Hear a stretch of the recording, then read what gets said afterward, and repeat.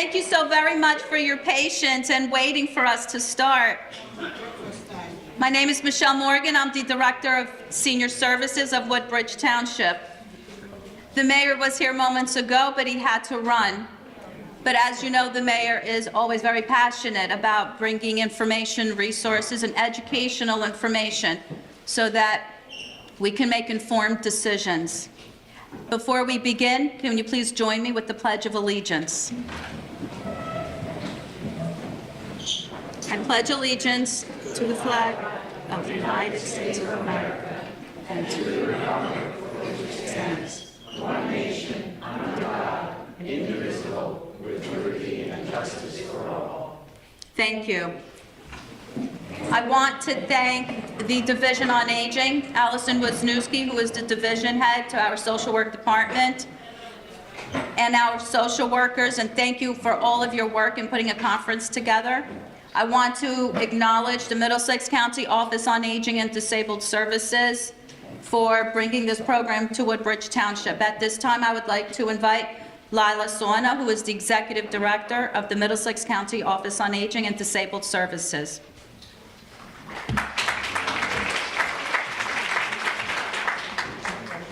Thank you, Michelle, and good morning. Happy St. Patrick's Day, everyone. Top of the morning. As Michelle mentioned, I'm Lila Sauna, the Executive Director for the Middlesex County Office of Aging and Disabled Services. First, I would like to thank Mayor McCormick, Michelle Morgan, and Allison Cohen and all their team for hosting this event with us. I would also like to recognize Assemblyman Craig Coughlin, who represents you in Trenton, and our Commissioner Director Ron Rios, our Commissioner Director here at Middlesex County, for being with us today. I would also like to mention that we have Detective Nate Santoni and Detective Brian Vella from the Woodbridge Police Department. I would also like to thank our presenters for today's conference: the Middlesex County Prosecutor's Office, the County Division of Consumer Affairs, County Office of Weights and Measures, the Internal Revenue Service, and the Senior Medicare Patrol. I'm sure you've taken a moment to visit their tables, and we also have tables here from the Social Security Administration, AARP, as I mentioned, Senior Medicare Patrol, and NJ State, along with your local police department. I would like to thank again Middlesex County Commissioner Board for their continued ongoing support. Commissioner Director Rios and Commissioner Ascona Barber, Chair for the Department of Community Services, both have been longtime leaders in the county's efforts to improve the quality of life for all Middlesex County residents.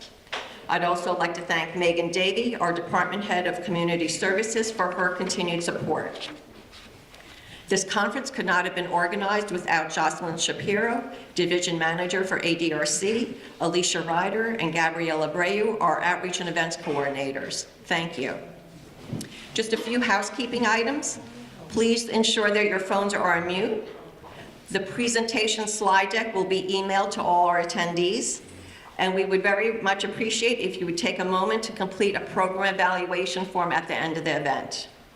But we have a full agenda today.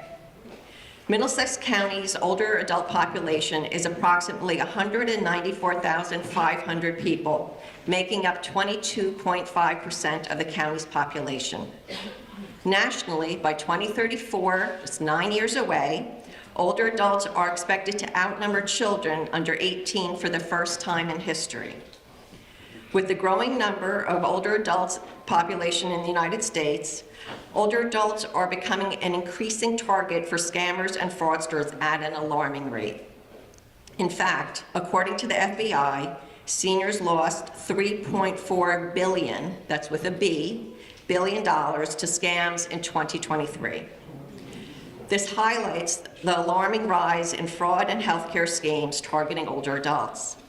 We will thoroughly explore the various types of scams criminals are currently using to exploit seniors, providing detailed insights into how these deceptive tactics work. Additionally, presentations will offer practical advice and strategies to help older adults safeguard both their finances and personal information, empowering you with the knowledge needed to recognize and prevent falling victim to these fraudulent schemes. The Inspector General of the Social Security Administration has designated March 6, 2025 as National Slam the Scam Day, an outreach campaign to raise awareness of Social Security scams and other government imposter scams. It's part of the National Consumer Protection Week, which was March 2nd through the 8th. In 2024, the Federal Trade Commission received over 195,000 complaints of government imposter scams, with Social Security at the most frequently impersonated agency. Almost 12% said they lost money to a scammer, a total of more than $97 million in Social Security scams. Scammers often target the elderly, those most limited with English proficiency, and veterans. To prevent further losses, we urge everyone to use caution when receiving calls from someone claiming to be from a governmental agency. Recognizing basic signs of a scam is helpful in stopping fraudulent activity. Remember, scammers contacted you unexpectedly. They'll call in the middle of the night or very early in the morning. Scammers pretend to be from an agency or organization you know to gain your trust. Scammers say there is a problem or you'll win a prize. And scammers pressure you to act immediately. This needs to be done immediately. And they'll tell you to pay in a specific way. So remind your friends and family to hang up on suspicious calls from government officials calling you without a problem or calling about a problem with your Social Security number or account. It's okay to be rude to these callers. We're taught to be polite, to answer questions, but with scammers, it's a multi-billion-dollar industry, and the longer you stay on the phone, the longer they think that's good. So they'll keep trying to call you. And I had that with my mother, who I had told her about the grandparent scam, which you'll be hearing about today. And so she got that call finally. And, as many of you have, I'm sure. And so she was curious and she listened and she stayed on, and then they finally said, this is your grandson is in trouble. And she finally said at the end, I don't have a grandson, and they hung up. But unfortunately, she stayed on to hear everything, that for months after that, she kept getting scam calls. So be rude and just hang up immediately. And never make any payments with gift cards, wire transfers, or by mailing any cash. Awareness of fraudulent tactics is the best way to shield against their schemes. And that's why we're here today. So at this time, I would like to welcome Detective Santoni and Detective Vella from the Woodbridge Police Department. Oh, I am very sorry. Before we go on with the detectives, I would first like to ask Assemblyman Kaufman to please come up and say a few words. God, we're so close to getting started, huh? I can see the excitement on everybody's face. It's St. Patrick's Day. We need an Irish politician to come and say hello. This is what we need. At least what I do, I brought flowers. There's carnations tinged in green, so please make sure you get one of those and take it home and show them off to your friends. And it's not a scam. We're not going to ask you for money. If we do, say no, hang up, run away. Let me take everybody. First of all, wish you happy St. Patrick's Day, and I'm so flattered to see so much green out of there. This is our holiday. We're so happy to be celebrating. It's like so many Americans, right? I think it's something uniquely American. Celebrate and be fiercely proud of your heritage, and be fiercely proud of being an American citizen, right? No other place in the world, I would suspect, would people understand if someone walked up to you and said, "What are you?" You'd say, "What am I?" Well, here we know. I'm Irish, Danish, and Italian. That's who I am, right? That's the kind of stuff that we know. Anyway, thank you first of all and foremost to the Middlesex County Authority and the great work they do. Best run county in the country, and whoever's second's not even close. Thank you for all of you for coming out to find out all of the things that you can do to protect yourself and to talk to all these other people. There's other programs and things. My office is over there in the corner. Wave, Ruth. There you go. Stefan, don't wave. You're leaving with me. We have all the things that we can do to be helpful for you. The tax relief programs are all coming out. You're going to get your books. There's 3 this year: Senior Freeze, Anchor, and the new one, Stay, which will cut senior property taxes in half. Oh, come on, you gotta do better than that. I just pay your property taxes and now we're talking. At any rate, it's a pleasure to be with you. Just from the little bit that Leela had said, and thank you for introducing me, it's going to be a terrific conference. You're all going to benefit. I know we all have gotten those calls, right? They're trying to get us to do this or that or the other thing, and you have to do it now. And sometimes it's fun to play around with them on the phone, but to Lila's point, don't. Just get them off the phone. Be rude. Say goodbye. The government never calls you up and says you have to pay this right now, and you never got any paperwork. You'll get 15 notices before we ever do anything like call you. I don't know if they ever call you, to tell you the truth. But at any rate, you'll get it from experts who know way better than me. Thank you for letting me come by to say hello. Take a flower, sign up, make sure we have any questions you have about the state government and particularly about the new property relief programs. Make sure you do it. It's going to be a great thing for all of you. Have a great day. Happy St. Patrick's Day, everybody.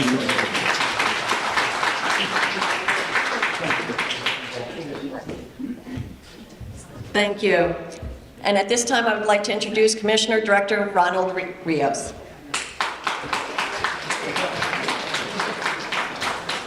Thank you, Lila. Good morning, everyone. Good morning. First, I see some veterans here. Do we have veterans here? I've seen some stand up. I want to say thank you, and you get recognized for your service to our country.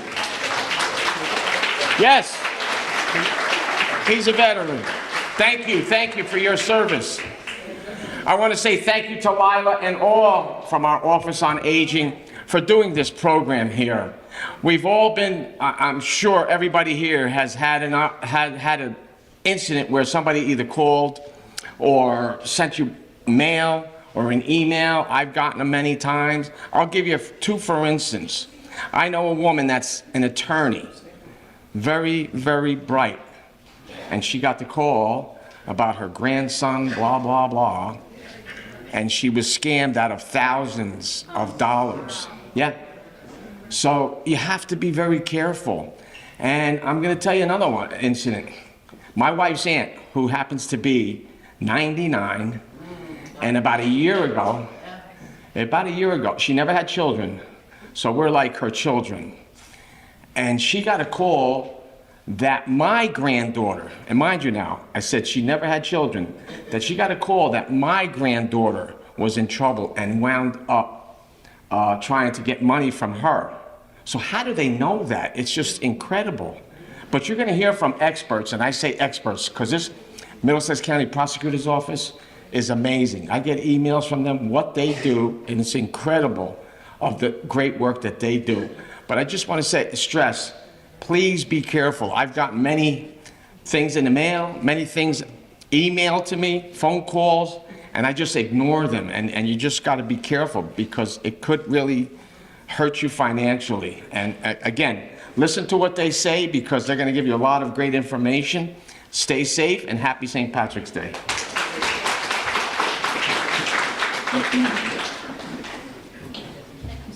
Thank you, Commissioner Director Rios. So at this time, I would like to introduce Detective Santoni and Detective Vella from the Woodridge Police Department.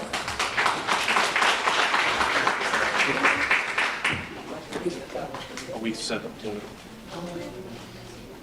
morning, guys. Good morning. I'm Detective Fantoni. This is my partner, Brian Vella. I'm Detective Vella. Can everybody hear me? Yes. So I'm going to talk without a microphone just to kind of reiterate some things that Detective Santoni is going to go through. So today we're going to be talking about scams, schemes, and frauds impacting the older adults in the community. So some of this stuff we're going to go through, and then some of the other presenters may go through, but it's very important. So if you hear it twice, 3 times, it is very important because this is your money that you could be losing. So as a young child, my mother used to tell me that I could be anything or anyone I wanted to be. That technically is identity theft. So what is identity theft?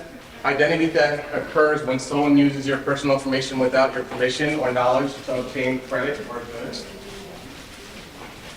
Just how is your information obtained from businesses and other institutions? So they access on-the-job records or information, they computer hack, they dumpster dive, they use skimming or shimming devices. Those are when you go to the ATM or cash register. They use the dark web, and from your house, they'll steal your mail, residential burglary, again, dumpster diving, and pre-approved credit cards. You guys get those in the mail, right? Approved? Yeah. Shred those up. So if I can give you any one piece of advice that's very important to take from today, when you withdraw money from an ATM machine, cover your PIN with your hand. It's very, very simple. Because when they put these shimmer devices and skimming devices in the ATM, they usually have a pinhole camera, a camera that catches your number. So all you gotta do is just cover that, okay? Our director, who just retired, let me work with the FBI on a job where $4 million was stolen from a local bank. And they let 2 detectives, myself and another detective, go along with the FBI, Middlesex County Prosecutor's Office, and we ended up catching a crew from Europe that came to our country to circumvent our financial system. So, and all it was a skimming device on ATMs at your local 7-Eleven, CVS stores. They'll put it right on top. You can look at these videos online. It's simple and quick. And what they do is they record your information, and then they go to the banks, and they were using gift cards.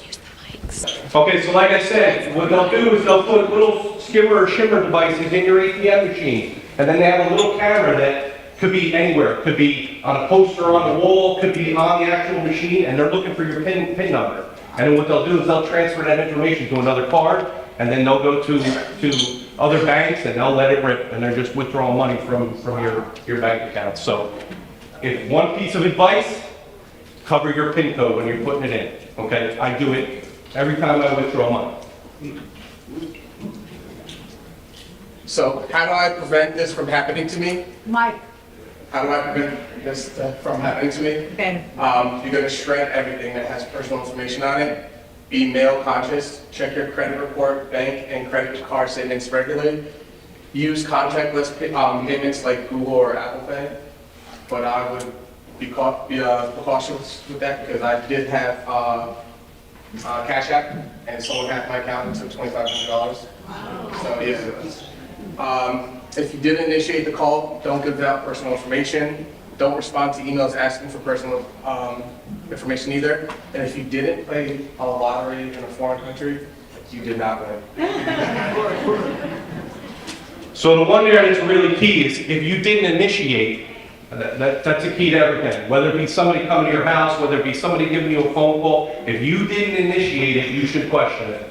Okay? So right off the bat, you should automatically question it. And if you have any questions on top of that, our police department is one of, I don't know, very few I think now, where you call the number and you actually talk to a human, which I absolutely love. So you call that 634-7700 number and somebody's going to answer that phone and they can answer your question. And if not, they'll get you to somebody who can answer that question. So that's one thing I love about our police department.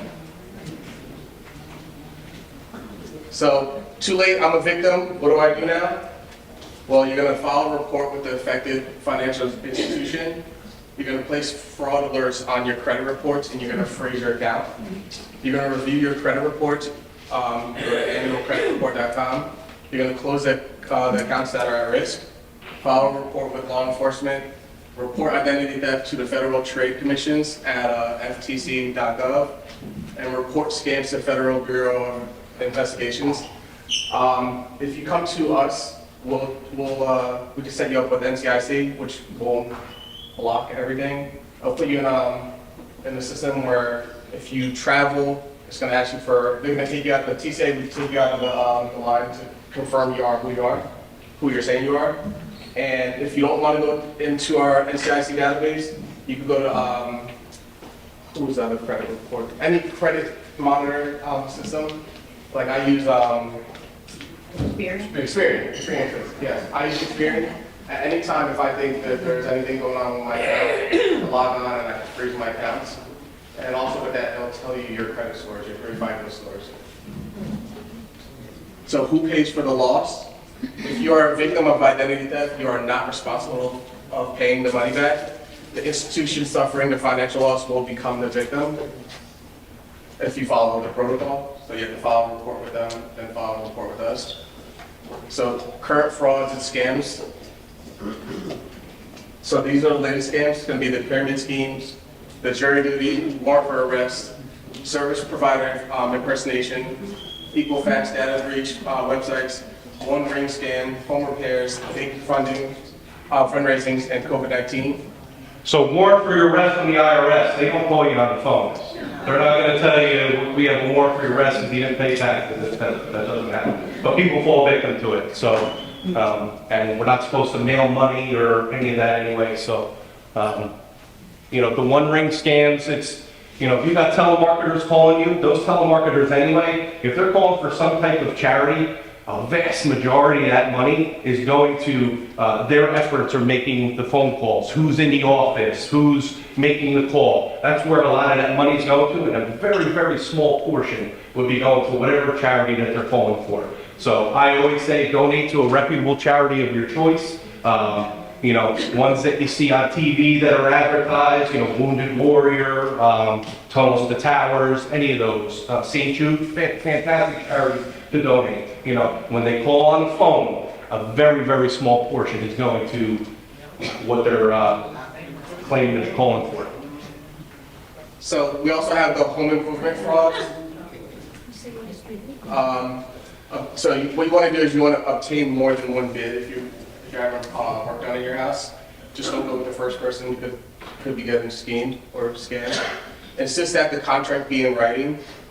Don't do just hey, I'm going to give it to you for this price and word of mouth. Do not pay contractor before you read and sign a contract. Also, don't pay more than a third of the price to begin the work. Sign the contract before the work begins and keep a copy for your records. You're going to the contract must state that the exact work to be done and include start and completion dates along with the total cost of the project. Obtain the name, address, and phone number of the contractor. Get their license and the name that the license is under. Check to see if the contractor is registered with the state of New Jersey. There's a little link right here. Service checks, license check license.aspx, or just Google it. Check for complaints with the BBB. Check the Google reviews also, and then never make final payment until you're satisfied with the work. So I had a pool put in my house a couple of years ago, and I had a contract, and through the steps of putting that pool in, and if you question any of these things and they have a problem with it, then you need to wonder why, okay? So each step should be completed to your satisfaction. Now listen, putting the pool in, there's different inspections than if you were just to replace the heat in your house. But if they're a reputable business, what do they need money up front for? My father's a contractor. He doesn't ask for anything up front. You want a job done, he'll tell you what it's going to cost, and then upon completion, with your satisfaction, he gets the parts, he gets everything, he shows up, he does the job. When it's complete, if you're satisfied, then you pay him. So, but, you know, look for reputable businesses so you don't get scammed. You know, these scams, they do roofing scams, chimney work scams, driveway scams are very, very, very common. And most of these times they come and they knock at your door. Okay, so if you didn't request them to come, you didn't schedule them to come, question it. Give us a call. We don't mind coming out. They'll typically tell you that they're doing work at one of your neighbor's house. On the street around the corner. You guys get those? Yeah. Yeah. So the romance scam. Yeah, he's doing all right. So an estimated 52,000 Americans fell victim to the romance scam in 2023, at 14% decrease from 2022, which is 66,000. The amount lost in 2023 was an estimated 638 million, as opposed to 791 million in 2022, 19% decrease. Never send money or gifts to someone you have not met in person. Also, take it slow, ask questions, look for inconsistent answers, and then look for spelling errors. And what they're going to do is they're going to try and play at your heartstrings and make you think you're, you know, make you think that they care about you. And lots of times they look for people that are down and out and lonely. With this day of the internet, people can find out information on just about anybody. It's out there, you know. So the phone scams, the grandpa scams, fake charity, utility company, phony government, and then lotteries and sweepstakes. So the grandma, grandparent scam, very, very, very common. Usually that starts out with a phone call, and they do their homework prior. Sometimes they'll say it's your granddaughter was involved in an accident, and it never stops from there. They'll have somebody that acts like your grandchild, and they'll say, first thing we need is we need to retain an attorney. It starts with $2,000 as a retainer for the attorney.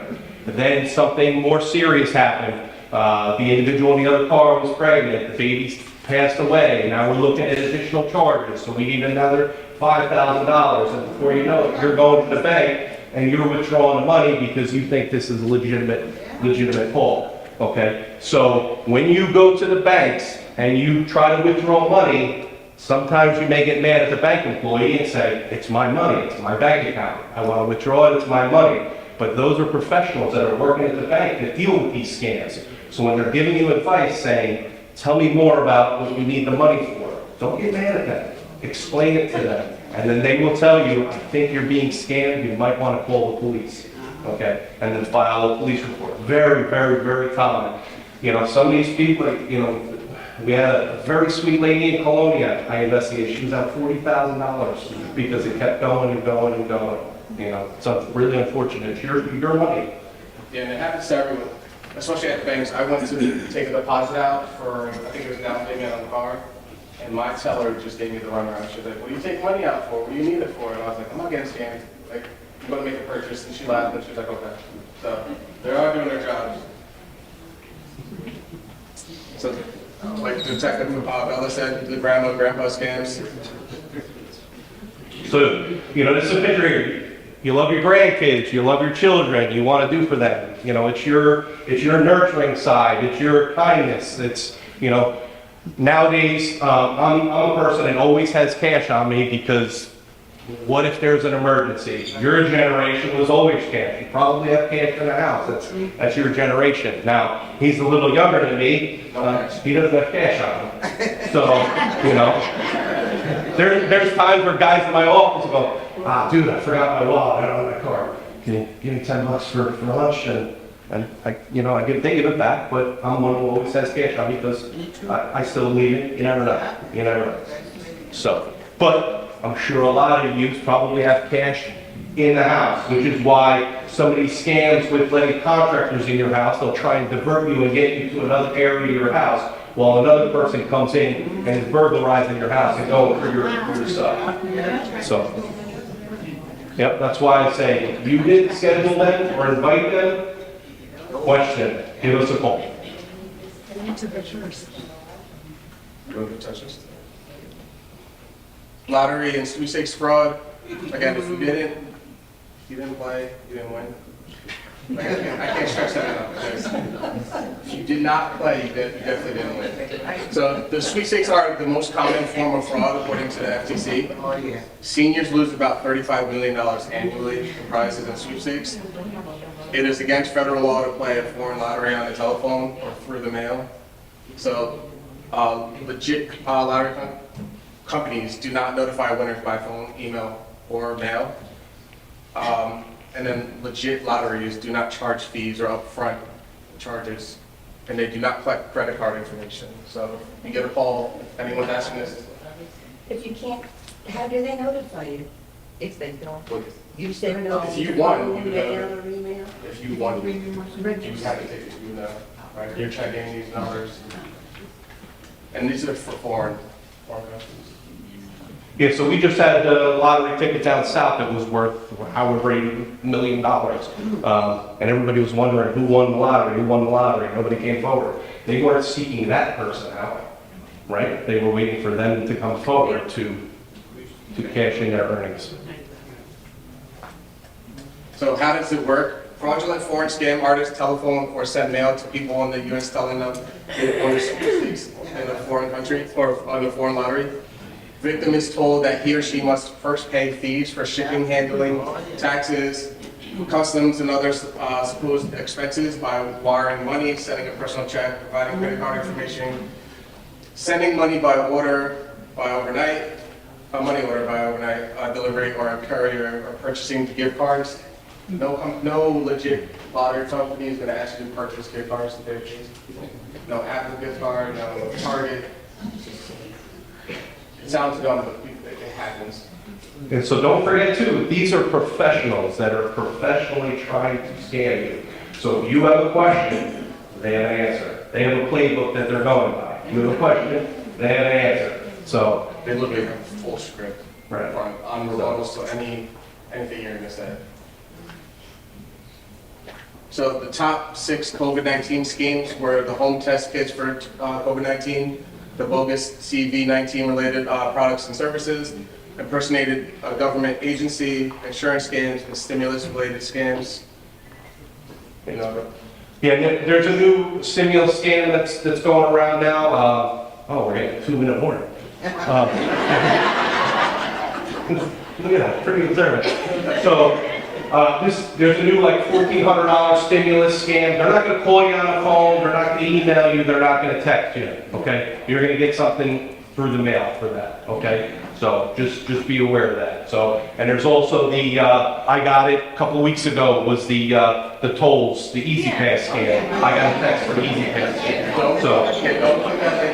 So, don't click links, don't respond, just get rid of them. Don't open anything. financial elder abuse. I think they're here.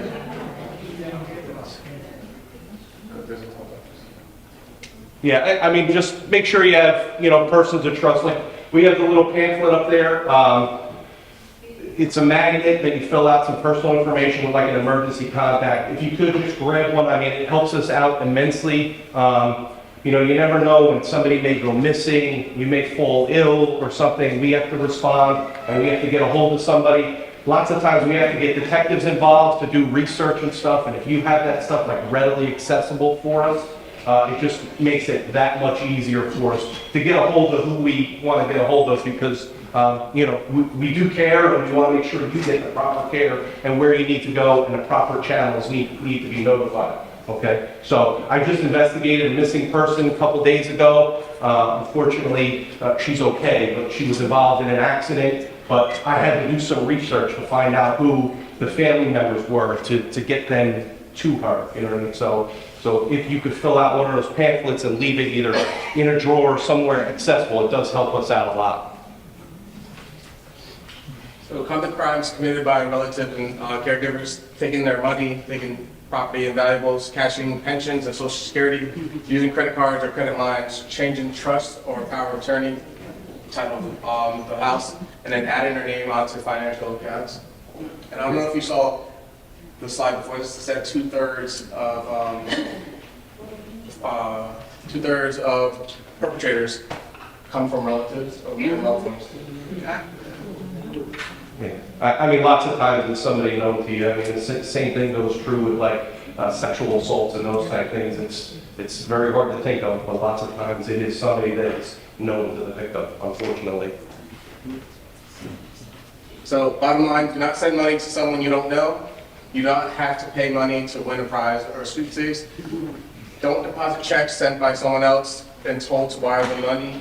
This makes you a money mule.